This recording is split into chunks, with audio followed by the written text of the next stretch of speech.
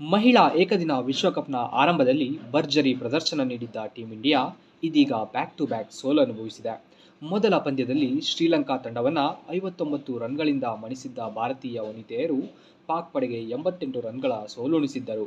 ಈ ಎರಡು ಭರ್ಜರಿ ಗೆಲುವಿನ ಹುಮ್ಮಸ್ಸಿನಲ್ಲಿ ಸೌತ್ ಆಫ್ರಿಕಾ ವಿರುದ್ಧ ಕಣಕ್ಕಿಳಿದಿದ್ದ ಭಾರತ ತಂಡವು 3 ವಿಕೆಟ್ಗಳಿಂದ ಪರಾಜಯಗೊಂಡಿತು.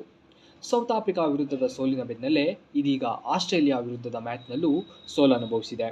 ಈ ಎರಡು ಸೋಲುಗಳ ಹೊರತಾಗಿಯೂ ಭಾರತ ತಂಡಕ್ಕೆ ಸೆಮಿಫೈನಲ್ಗೇರಲು ಉತ್ತಮ ಅವಕಾಶವಿದೆ. ಆದರೆ ಅದಕ್ಕೂ ಮುನ್ನ ಮುಂದಿನ 3 ಪಂದ್ಯಗಳಲ್ಲಿ ಜಯ ಸಾಧಿಸಬೇಕು. ಟೀಂ ಇಂಡಿಯಾ ಈವರೆಗೆ 4 ಪಂದ್ಯಗಳನ್ನಾಡಿದೆ. ಈ 4 ಪಂದ್ಯಗಳಲ್ಲಿ 2 ಗೆಲುವು ಹಾಗೂ 2 ಸೋಲನುಭವಿಸಿದೆ. ಈ ಮೂಲಕ ಅಂಕಪಟ್ಟಿಯಲ್ಲಿ 3ನೇ ಸ್ಥಾನ ಅಲಂಕರಿಸಿದೆ. ಅತ್ತ ಸೌತ್ ಆಫ್ರಿಕಾ ಹಾಗೂ ನ್ಯೂಜಿಲೆಂಡ್ ತಂಡಗಳು ಕ್ರಮವಾಗಿ 4 ಮತ್ತು 5ನೇ ಸ್ಥಾನಗಳಲ್ಲಿವೆ.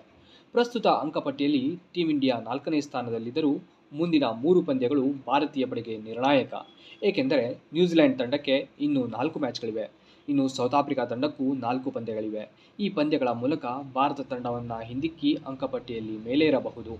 ಇತ್ತ ಭಾರತ ತಂಡವು ತನ್ನ ಮುಂದಿನ ಪಂದ್ಯಗಳಲ್ಲಿ ನ್ಯೂಜಿಲೆಂಡ್, ಇಂಗ್ಲೆಂಡ್ ಹಾಗೂ ಬಾಂಗ್ಲಾದೇಶ ತಂಡಗಳಿಗೆ ಸೋಲುಣಿಸಿದರೆ 10 ಅಂಕಗಳೊಂದಿಗೆ ಟಾಪ್ 4ರಲ್ಲಿ ಕಾಣಿಸಿಕೊಳ್ಳಬಹುದು.